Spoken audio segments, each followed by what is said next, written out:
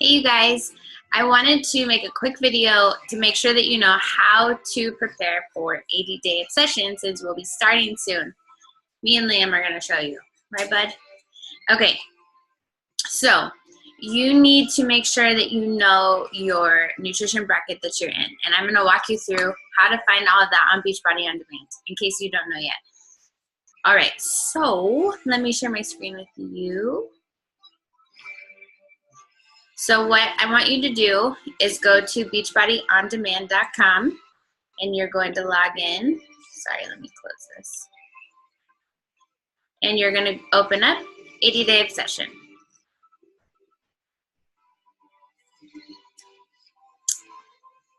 When this opens, you're going to want to get familiar with the program materials. And that's where we're going to go. You're going to click right here on this link. And you're going to click on the starter guide. And for all of us in the US, this is going to be the one we use. So you're going to want to open that.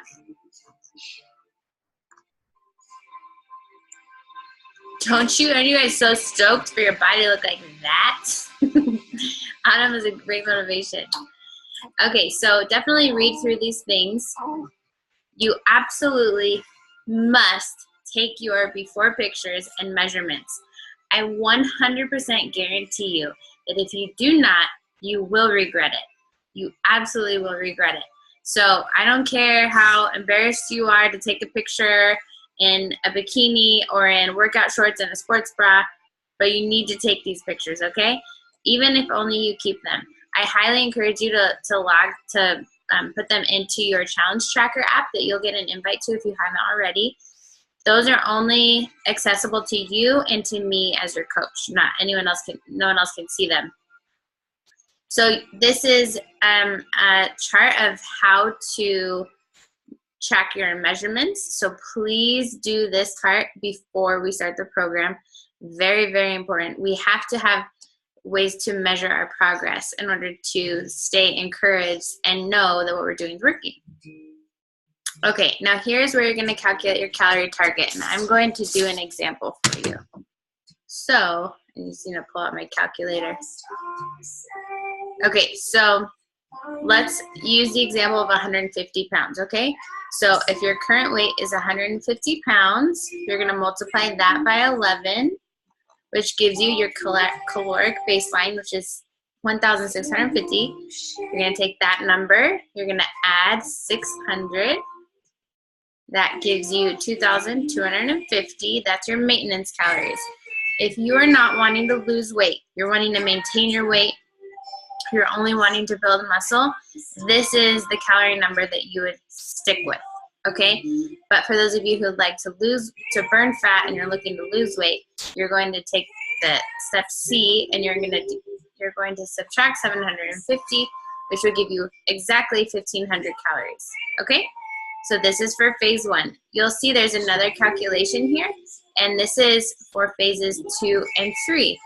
The reason why you deduct less is because at this point, your metabolism is going to be increased, and in order for it to continue at that higher functioning level, you have to increase your calories, or else your metabolism is going to slow back down, and you're going to be eating muscle instead of burning fat, which we obviously don't want. Okay, so 1,500 was my number here. I'm going to go down here, write all these plan brackets, and see where my 1,500 fits in. I would fit into plan B. Now, just to note, if you are breastfeeding exclusively like I am, you're going to add another 500 calories to this. So mine would be 2,000. So I would actually fit in plan C. But we'll just go with plan B for right now. Okay, so once you know your plan, you are going to continue these steps, right? You can keep scrolling through this. There's another document that I'm going to open now, but this is a great document for you guys to be familiar with. Move this down real quick. So we're going to go back here, under program materials again, and we're going to go to nutrition. Now you're going to click on your eating plan bracket. So mine was B. I'm going to open up B.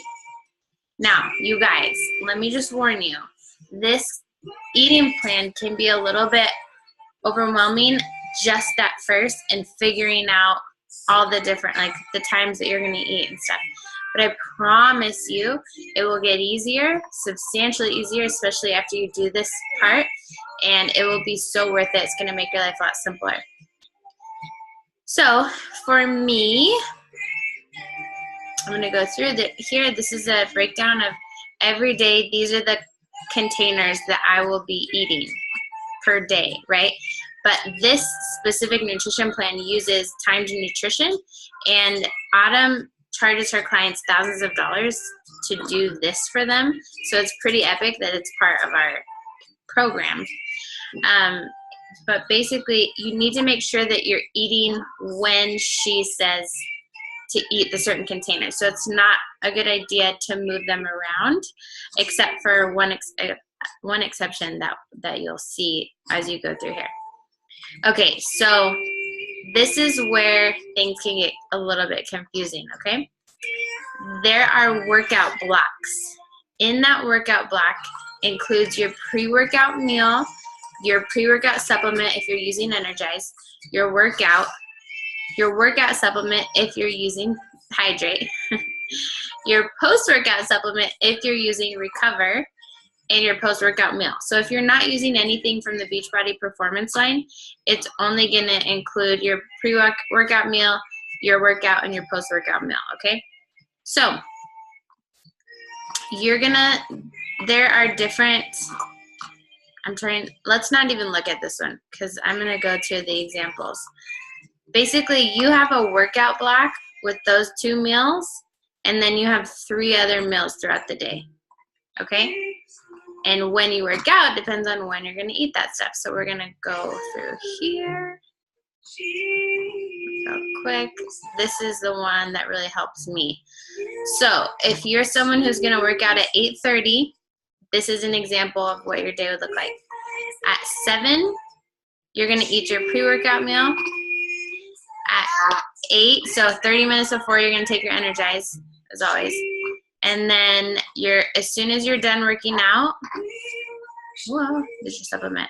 Within 30 minutes, you're gonna drink your Recover and 2 purples, and then you're gonna have your workout meal within, it's an hour and a half to 2 hours after working out, okay?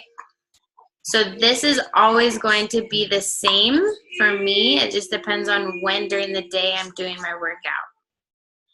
Then I have 3 more meals, remember? So because it's time nutrition, they're all gonna be within 3 hours of each other, 2 to 3 hours of each other, okay?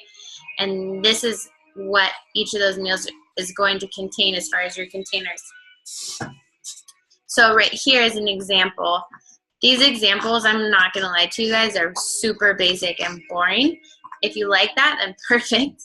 If not, it's okay. You can switch a lot of this up. Okay, so another example. This one, oh, this is your deplete day. I don't even want to go over that right now. There should be another, yeah. Okay, so this is an example if you were to work out at 7:30.